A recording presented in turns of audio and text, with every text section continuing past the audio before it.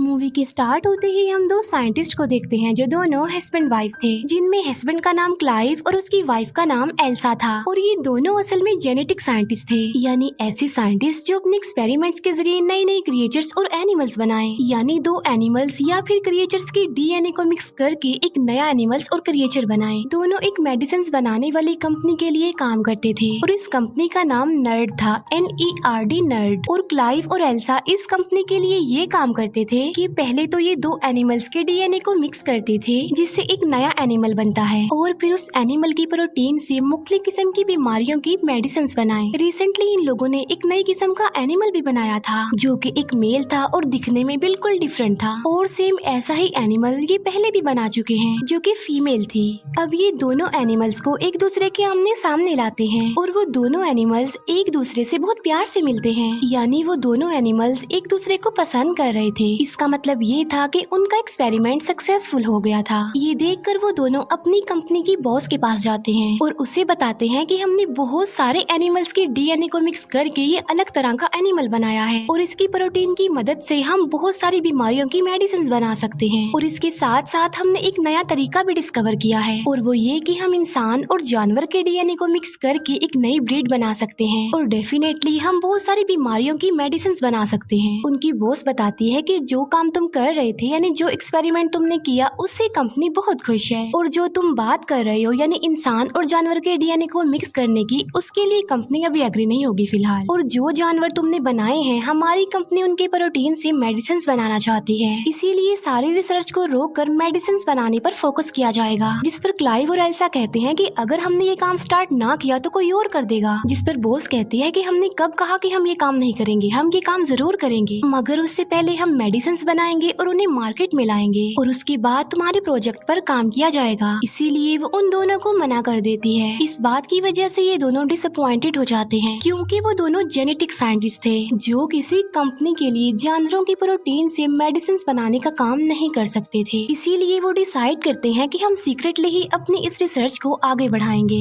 इसीलिए ये अपना काम स्टार्ट कर देते हैं, लेकिन इस काम को आगे बढ़ाने के लिए उन्हें इंसान का डीएनए चाहिए था। इसीलिए एल्सा क्लाइव को किसी का एक डीएनए ला कर देती है। क्लाइव पूछता है कि ये किसका डीएनए है, जिस पर एल्सा कहती है कि ये किसी अननोन पर्सन का डीएनए है, और ये फिर इंसान के डीएनए और उन एनिमल्स के डीएनए जिन्हें इन्होंने बनाया था उन पर एक्सपेरिमेंट्स करते हैं। ये लोग बहुत हार्ड वर्किंग करते हैं, लेकिन इन्हें सक्सेस हासिल नहीं होती, और इस बात की वजह से वो काफी अपसेट हो जाते हैं। एक दिन एल्सा एक और डीएनए लेकर आती है और बताती है कि ये सबसे बेस्ट डीएनए है, और इसीलिए अब हम अपना एक्सपेरिमेंट इस वाले डीएनए पर करेंगे। और ये फिर उस डीएनए और एनिमल के डीएनए पर एक्सपेरिमेंट करते हैं, और कड़ी मेहनत के बाद इनका एक्सपेरिमेंट सक्सेसफुल होता नजर आ रहा था, यानी एनिमल का डीएनए और इंसान का डीएनए आपस में मिल रहा था, और अब इन लोगों के पास एक यूनिक किस्म का डीएनए था जो इंसान और जानवर के डीएनए से मिलकर बना था। अब क्योंकि ये इलीगल था, इसीलिए क्लाइव इस रिसर्च को आगे बढ़ाना नहीं चाहता था, लेकिन एल्सा ऐसा नहीं चाहती थी, वो इस रिसर्च को आगे बढ़ाना चाहती थी। इसीलिए वो उस डीएनए को लेकर एक मशीन रूम में चली जाती है। उस रूम में एक ऐसी मशीन थी जिसमें डीएनए डालने से एनिमल्स और क्रिएचर्स पैदा होना शुरू हो जाते थे, यानी कोई भी जानवर उस मशीन के अंदर इंक्रीज होता रहता था। फिर एल्सा उस मशीन के अंदर उस डीएनए को डाल देती है। क्लाइव एल्सा को कहता है कि ये कोई अच्छा काम नहीं कर रहे हम, किसी को बनाना और फिर उसे मार डालना। एल्सा कहती है कि इतने सारे लोग इस दुनिया में रोजाना मरते हैं, और हो सकता है कि हमारे इस एक्सपेरिमेंट से इतने सारे लोगों की जान बच जाए। इसीलिए क्लाइव एल्सा की बात मान लेता है, इसीलिए वो अपने काम को स्टार्ट कर देते हैं। मगर हैरान कर देने वाली बात तो ये है कि जिस बच्चे ने मशीन में आहिस्ता आहिस्ता बढ़ना था, वो तेजी से बढ़ता जा रहा था।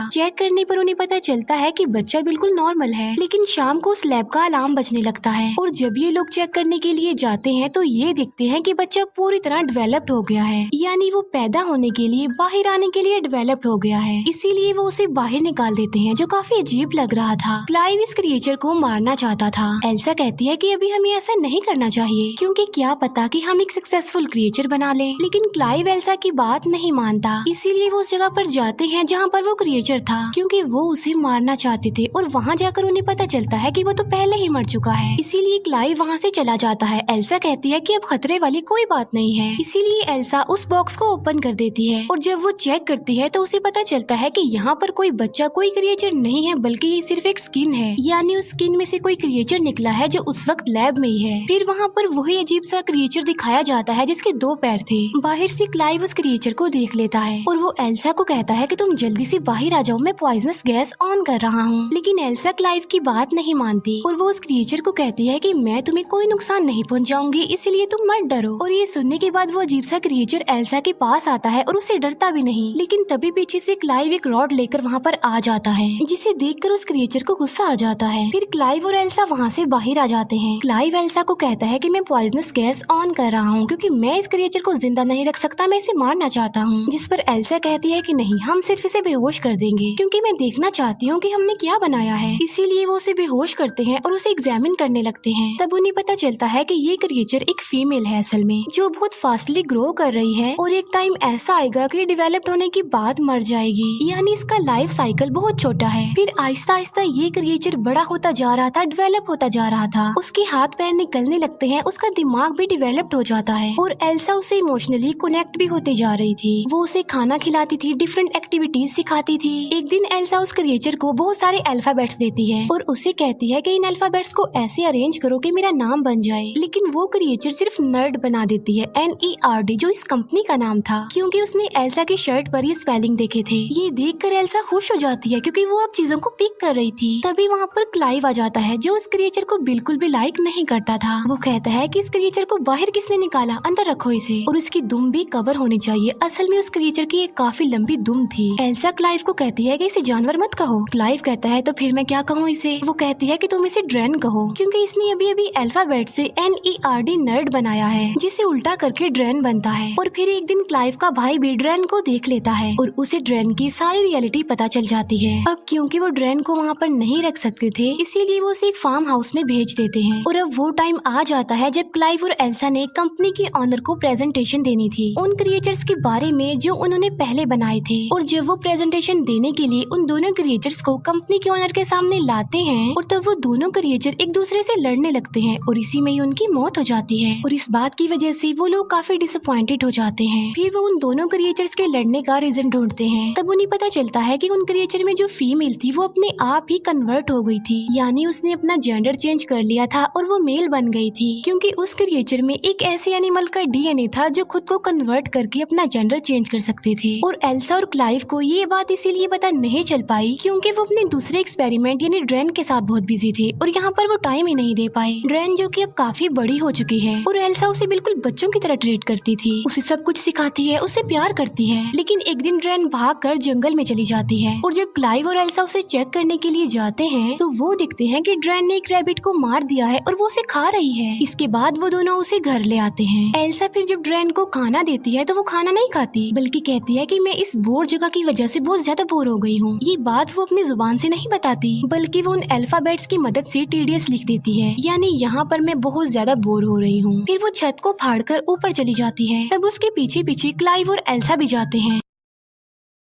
वो देखते हैं कि ड्रैन की तो विंग्स निकल आए हैं और वो अभी बस उड़ने ही वाली होती है कि क्लाइव उसे कहता है कि रुको, हम तुमसे प्यार करते हैं, हमें तुम्हारी जरूरत है, हम तुम्हें अपने पास रखेंगे। ये सुनकर ड्रैन की विंग्स वापस उसकी बॉडी में चले जाते हैं। ड्रैन का दिमाग अब काफी तेज हो गया था, वो चीजों को अंडरस्टैंड करने लगी थी, अच्छे बुरे को समझने लगी थी। एक दिन ड्रैन को एक बिल्ली मिलती है, लेकिन एल्सा उससे वो बिल्ली छीन लेती है क्योंकि एल्सा को डर था कि ड्रैन कहीं उस बिल्ली को भी न मार दे। फिर आहिस्ता आहिस्ता हम हैरत में डाल देने वाली एक चीज देखते हैं और वो ये कि ड्रैन को क्लाइव अच्छा लग रहा था, जिससे क्लाइव को पता चल जाता है कि ड्रैन के अंदर जो इंसान का DNA उन्होंने डाला था वो किसी और का नहीं था, बल्कि वो खुद एल्सा का ही था। इस बात से क्लाइव एल्सा से नाराज होता है। वो उसे कहता है कि तुमने अच्छा नहीं किया, तुम्हें ऐसा नहीं करना चाहिए था। आहिस्ता आहिस्ता एल्सा का प्यार ड्रैन के लिए खत्म होता जा रहा था, इसीलिए एल्सा वो बिल्ली ड्रैन को दे देती है। ड्रैन की दुम नोकदार थी, इसीलिए ड्रैन अपनी नोकदार पूंछ को उस बिल्ली के गले में चुभा कर उसे मार डालती है। ये देखकर एल्सा को बहुत गुस्सा आता है और वो ड्रैन को स्लैप कर देती है। थप्पड़ लगने की वजह से ड्रेन एल्सा के ऊपर आकर खड़ी हो जाती है और वो एल्सा के गले में लगी एक चाबी को निकालती है और दरवाजा खोलकर वहाँ से चली जाती है। ड्रेन के अलग अलग फेसेस उन लोगों के सामने आ रहे थे। फिर हम देखते हैं कि एल्सा वो प्रोटीन बनाने में कामयाब हो चुकी थी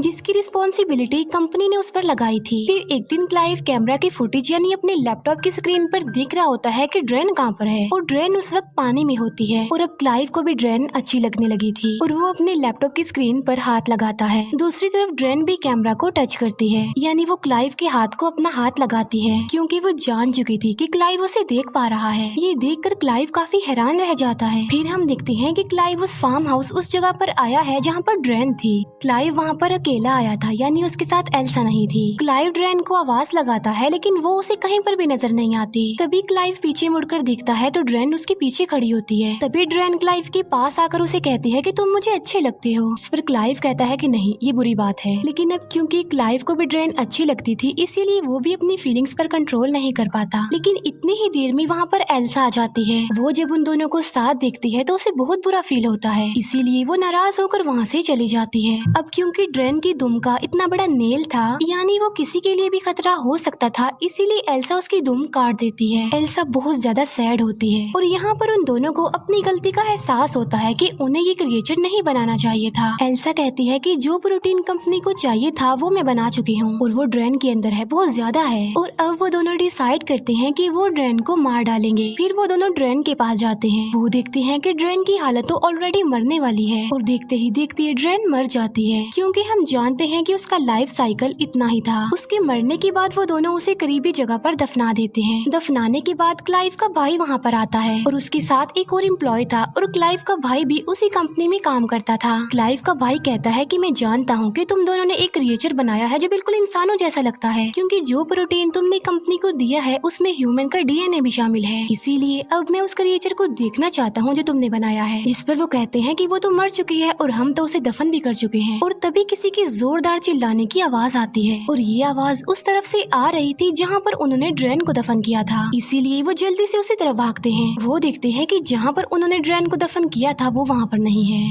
बल्कि वो ऊपर छत पर खड़ी हुई थी यानी वो दोबारा जिंदा हो गई थी और इस बार वो पावरफुल होने के साथ साथ खतरनाक भी लग रही थी और उसकी विंग्स भी बाहर आ गई हैं और उसकी दुम भी रीजनरेट हो गई है क्योंकि वो तो काट दी थी एल्सा ने। और तभी ड्रेन उन लोगों पर अटैक कर देती है और वो क्लाइव की भाई और जो उसके साथ एम्प्लॉय आया था उन दोनों को मार डालती है और इसी क्लैश के दौरान क्लाइव बेहोश हो जाता है। इसके बाद ड्रेन एल्सा के पास आती है और उसे पकड़ लेती है। यहाँ पर हम ये जान पाते हैं कि असल में ड्रेन ने भी अपना जेंडर चेंज कर लिया था क्योंकि उसके अंदर उस एनिमल का डीएनए था जो खुद को कन्वर्ट कर सकते थे, अपना जेंडर चेंज कर सकते थे और अब वो मेल बन गई इसीलिए वो एल्सा के पास आ गई। लेकिन तभी पीछे से क्लाइव आकर लकड़ी के एक टुकड़े को ड्रेन के अंदर घुसा देता है जिससे ड्रेन इंजर्ड हो जाता है इसीलिए वो एल्सा को छोड़ देता है। लेकिन बाद में वो अपनी उस लकड़ी को निकालकर क्लाइव पर अटैक कर देती है। तभी एल्सा एक पत्थर उठाकर ड्रेन को मारती है। इसके बाद एल्सा उसे दोबारा पत्थर से मारने लगती है लेकिन अचानक वो रुक जाती है और कुछ सोचने लग जाती है क्योंकि हमने इसे अपने हाथों से बनाया था और अब इन्हीं हाथों से हम इसे मार रहे हैं। एल्सा ये भी सोचती है कि इसके अंदर तो मेरा डीएनए भी है। लेकिन इसी दौरान ड्रेन मौके का फायदा उठाकर क्लाइव को अपनी दुम से मार डालती है। एल्सा फिर से उसी पत्थर से ड्रेन को मारती है और अब फाइनली ड्रेन की मौत हो जाती है। इसके बाद हमें एल्सा और उनकी बॉस दिखाई जाती है। हम देखते हैं कि एल्सा को बेबी होने वाला है और वो बेबी होता है ड्रेन का क्योंकि उसने अपना जेंडर चेंज कर लिया था। इसीलिए एल्सा की बॉस उसे बताती है कि जो प्रोटीन तुम लोगों ने हमें दिया था उससे कंपनी को बहुत ज्यादा बेनिफिट हुआ और अब कंपनी इस रिसर्च को आगे बढ़ाना चाहती है और जो एल्सा का होने वाला बच्चा था इस रिसर्च को उसके जरिए ही आगे बढ़ाया जा सकता था। अब क्योंकि एल्सा ने अपनी जिंदगी पर रिस्क लेकर अपने हस्बैंड को खोकर इस कंपनी के लिए बहुत मेहनत की थी इसीलिए कंपनी एल्सा को काफी ज्यादा अमाउंट देती है। अब क्योंकि एल्सा एक जेनेटिक साइंटिस्ट थी इसीलिए ना चाहते हुए भी वो इस रिसर्च को आगे बढ़ाना चाहती थी। और इसी के साथ ही इस मूवी का यहीं पर द एंड हो जाता है। Thank you for watching.